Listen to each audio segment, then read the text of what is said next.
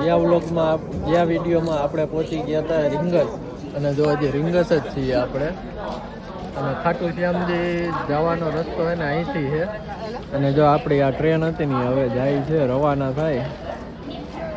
અને પાછળ કન્ટેનર તો જોઈ લો કેટલા કન્ટેનર પડ્યા છે.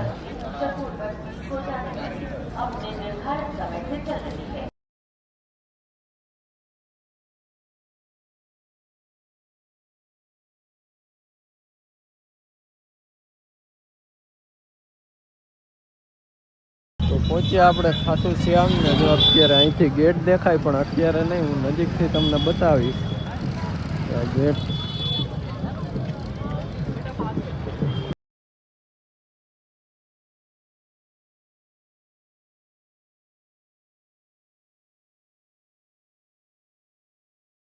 આપણે જો બધી પ્રસાદી લઈ લીધી છે.